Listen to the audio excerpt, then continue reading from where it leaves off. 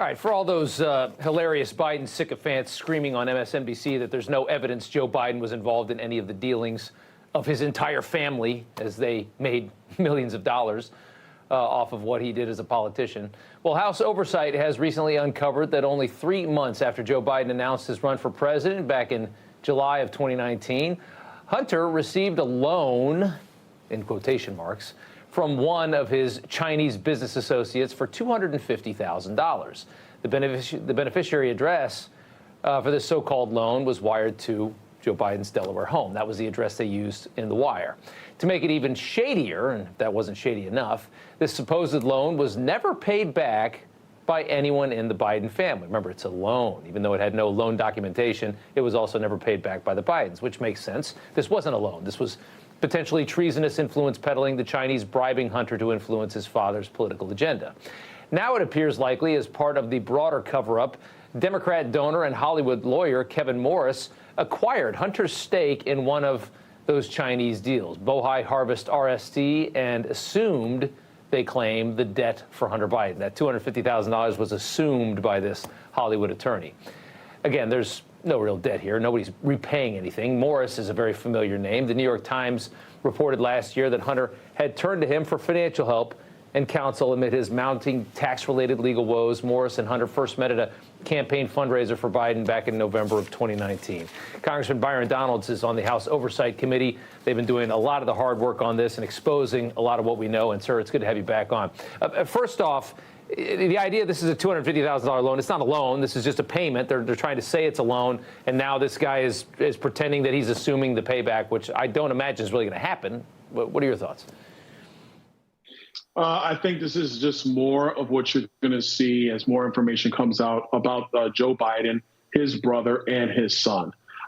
This money that was coming in from the Chinese, from the Ukrainians, from the Russians, etc., all of this was for a pay-to-play scheme. That's what this is all about.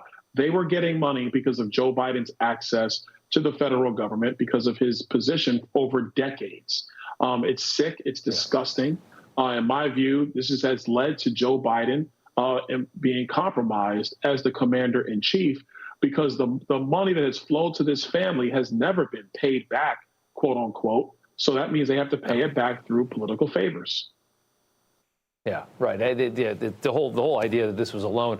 Oversight recently discovered a check from Joe's brother Jim to Joe, $200,000 a couple weeks ago. Democrats are trying to say there's nothing to see here, and this really is the smoking gun. Eric Swalwell tweeting, though, just furiously trying to protect the president. James Comer proves Joe Biden generously loaned his family money and they responsibly paid him back. Nice work, detective. Now, I want to know, do you think that Swalwell really is potentially dumb enough to believe that, because we know he's not the brightest guy, or is it much more likely that he's pretending to be duped by the Bidens' very meager attempts to subvert any possible investigation into their obvious schemes? I don't think he's pretending to be duped. I think he's that dumb. When does a member, somebody who's been in the U.S. Senate making $174,000 a year, have $200,000 to lend his brother? I mean, give me a break. This is just absolutely ridiculous. And we all know it to be true. James Biden, he's on these text messages with Hunter Biden about stepping in, quote unquote, because Hunter was in a bad spot.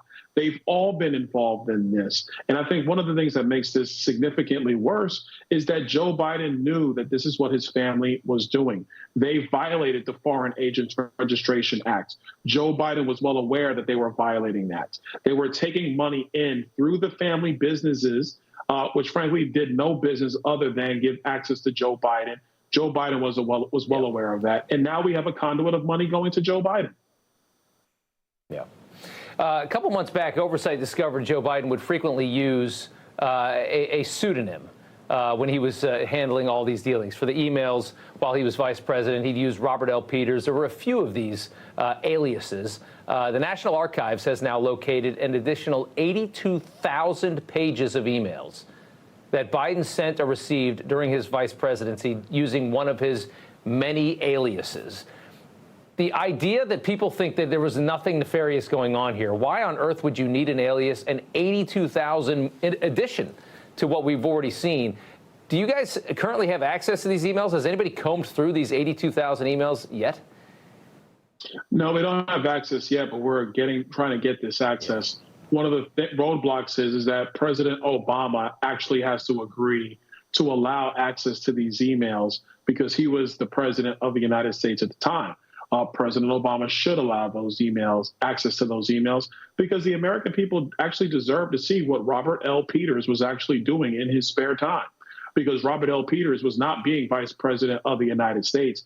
He was being the president of Biden Inc., which was a shakedown operation that was going across the globe. So I think it's in the interest of the American people to see what Robert L. Peters was emailing back and forth with Jim Biden and Hunter Biden. Yeah, no kidding, it is. Wow.